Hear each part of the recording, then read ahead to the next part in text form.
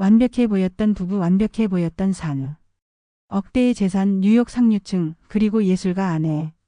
그러나 어느 날 아침 남편은 약에 취한 채 깨어났고 아내는 차가운 시신으로 옆에 누워 있었습니다. 침대 곁에는 한 장의 메모. 그는 아직도 숨쉬고 있어요. 왜지? 이건 단순한 자살이었을까? 아니면 치밀하게 설계된 복수극이었을까? 이제 그날 밤의 진실을 마주할 시간입니다. 테오도 에먼, 줄여서 테드라고 불렸던 그는 1949년 8월 30일에 태어났습니다. 아버지 로버트와 어머니 베티리 사이에서 태어났고 샌디라는 누나도 있었죠. 가족은 중산층이었고 아버지는 철강회사 사무실을 운영하면서 리틀 야구 코치도 겸했습니다. 어머니는 영양사로 훈련을 받았지만 전업주부로 아이들을 돌보는 데 전념했죠. 테드는 뉴욕주 버팔로 근처 이스트 오로라에서 자랐고 누가 봐도 영화에서 튀어나온 듯한 전형적인 미국 남자였습니다. 키는 193cm나 되었고 잘생기고 똑똑했으며 성격도 좋아서 인기가 많았어요. 그는 대학 시절 트럼펫을 좋아해서 자주 연주했고 라크로스 대표팀에서도 활약했으며 파이 감마 델타라는 프렛에도 소속돼 있었습니다. 펜실베이니아에 위치한 버크넬 대학에서 경제학을 전공하고 졸업한 후에는 미국은행의 임원 훈련 프로그램에 참여했어요.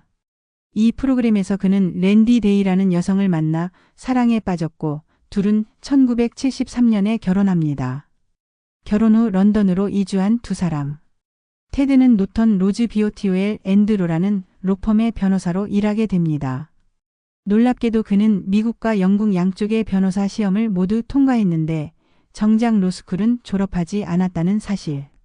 그만큼 매우 똑똑했던 사람이죠. 런던에서의 생활은 약 10년간 이어졌고 그 사이 랜디는 뉴욕으로 전근을 가게 되며 부부는 다시 미국으로 돌아옵니다. 뉴욕에서 테드는 유명 로펌에 입사해 일하게 되는데요. 도시 생활은 그를 반겼지만 결혼 생활은 오래가지 못했습니다. 결국 9년간의 결혼 생활 끝에 두 사람은 이혼하게 돼요. 이 시기는 테드 인생의 큰 전환점이었죠. 이직 이혼 도시로의 복귀. 그는 로펌을 떠나 투자은행 분야로 진출했고 콜버그 크레비스 로버츠 앤 컴퍼니 KKR라는 작은 투자회사에 입사했어요. 하지만 이 회사는 곧 빠르게 성장했고 테드는 그곳에서 파트너 자리까지 오르게 됩니다. 동료들 말에 따르면 그는 단순히 돈 때문이 아니라 거래의 예술성 그 자체에 매료되어 일했다고 해요.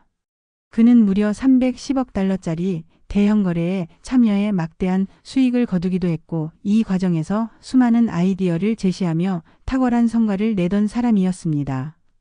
그가 뉴욕에서 살 집을 찾던 어느 날 부동산 중개인 제너로사 랜드를 만나게 되는데요. 두 사람은 처음 만난 순간부터 통했다고 해요. 테드는 그녀에게 첫눈에 반했고 두 사람은 1986년에 결혼합니다. 맨해튼 75번가에서 함께 살던 이들은 이후 92번가의 고급 타운하우스를 구입하게 돼요. 이 지역은 뉴욕에서도 손꼽히는 부촌이죠. 결혼 후 제너로사는 부동산 일을 그만두고 인테리어와 부부의 사교 생활을 맡게 됩니다. 뉴욕의 상류층은 마치 영화 속 세상처럼 끊임없이 파티와 모임이 이어지는 세계였고 이 세계 속에서 제너로사는 사교 활동과 집 꾸미기를 전담했어요. 그러면서 그녀는 진지하게 미술 작품도 제작하며 작가로서의 경력을 쌓아갔고 미국 전역에서 전시도 열었죠. 하지만 두 사람의 배경은 크게 달랐습니다. 테드는 평범한 가정에서 자라 성공을 이룬 인물이었지만 제너로사는 그렇지 않았죠.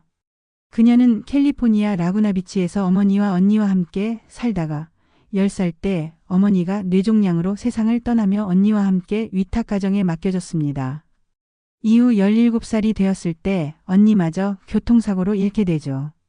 당시 언니는 제너로사의 유일한 보호자 같은 존재였고 언니 없이 위탁가정의 학대를 홀로 견뎌야 했습니다. 하지만 그녀는 포기하지 않았습니다. UC 어바인 대학에 진학했고 대학 시절 위탁가정과는 인연을 끊습니다. 졸업 후 1981년 혼자 뉴욕으로 이주해 부동산 중개인으로 일하며 독립적인 삶을 개척했죠. 그러던 중 그녀는 테드를 만나게 된 거예요. 테드와 제너로사는 뉴욕 상류층 세계에서 누구나 부러워할 만한 커플로 불렸습니다. 재산, 명성, 미모, 예술 감각까지 모두 갖춘 부부. 그러나 겉보기엔 완벽했던 그들의 관계에도 조금씩 균열이 생기기 시작했죠. 테드는 점점 더 일에 몰두하게 되었고 제너로사는 그의 관심을 점점 덜 받는다고 느꼈습니다. 특히 아이가 없었던 두 사람은 서로에 대한 집중 외에는 삶의 중심을 잡을 게 없었기에 그 틈은 더 크게 느껴졌을 겁니다. 제너로사는 더 많은 인정을 갈망했고 그녀의 미술 작업은 점점 더 어두워지고 강박적으로 변하기 시작했어요. 한 전시에서는 가학적인 이미지와 붉은색이 가득한 그림들이 줄을 이뤘고 비평가들 사이에서도 자기 안의 분노를 캔버스에 쏟아붓는 듯한 작품이라는 평가를 받았습니다. 이 무렵부터 제너로사는 점점 더 많은 약을 복용하기 시작합니다. 수면제, 항우울제, 항불안제. 처방약만 해도 수십 개에 달했고 술과 섞어 복용하는 일이 잦았죠. 그녀는 때때로 세상이 나를 삼키려 한다고 말하곤 했습니다. 한 번은 그녀가 테드에게 이런 말을 했다고 해요. 내가 죽으면 당신은 세상이 끝난 것처럼 괴로워해야 돼.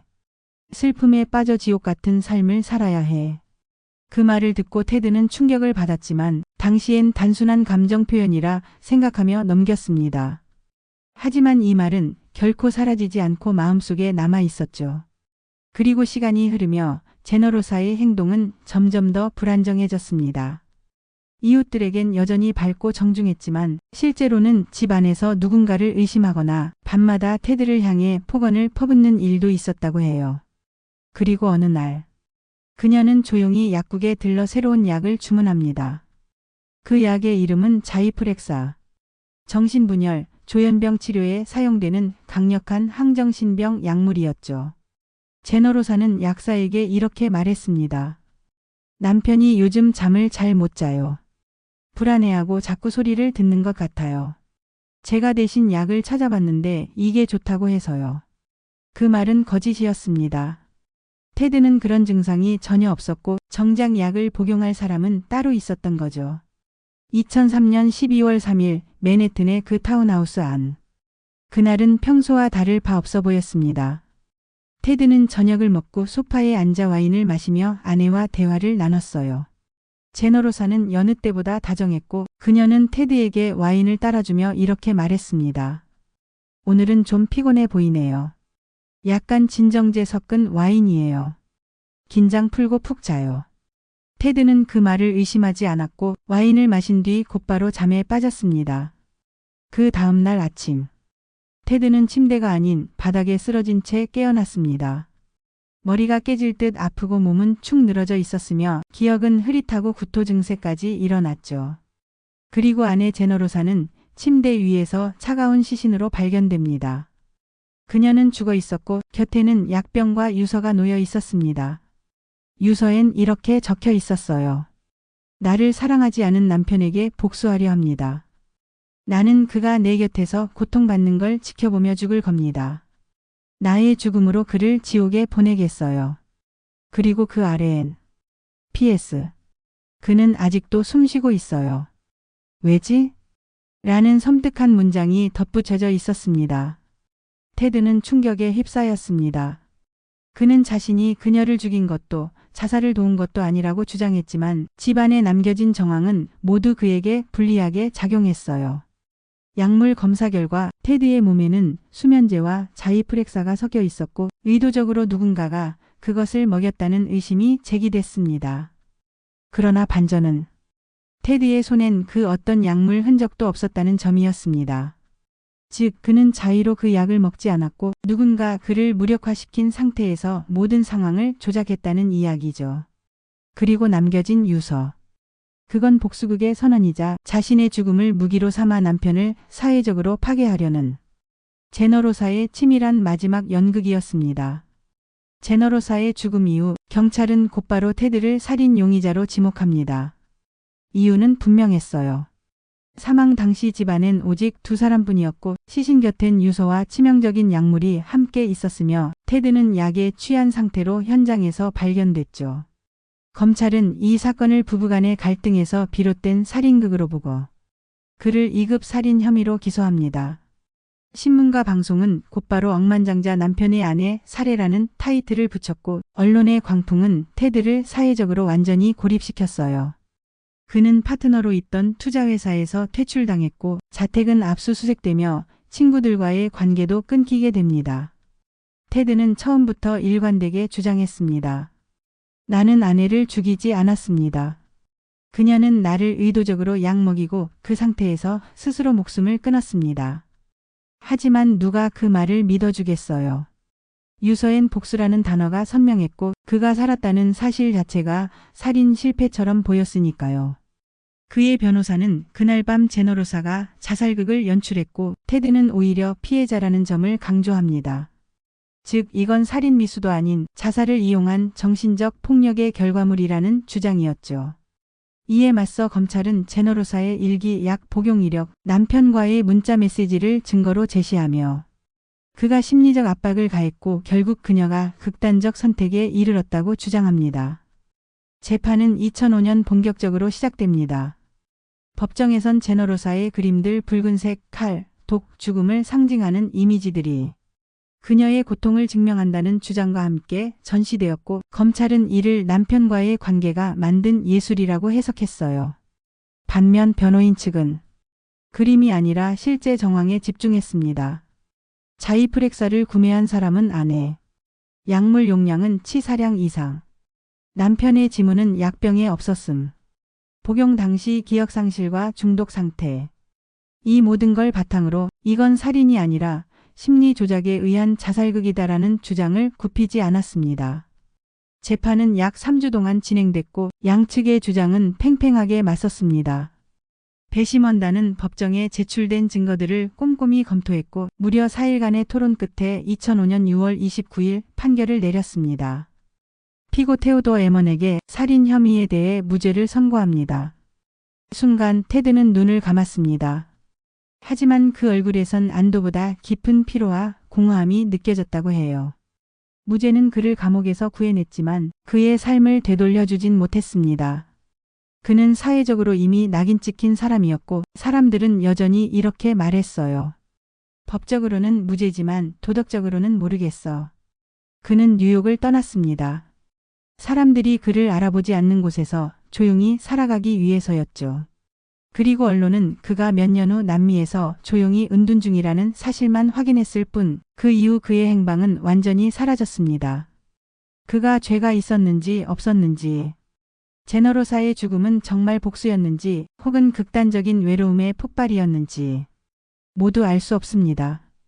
단 한 가지 확실한 건 그날 이후로 테드는 더 이상 테드가 아니었다는 거죠. 테드 사건은 법적으로는 무죄로 끝났습니다. 하지만 많은 사람들에게 이 사건은 여전히 불편한 여운으로 남아있죠. 왜냐하면 이건 단순한 살인이 아니었기 때문이에요.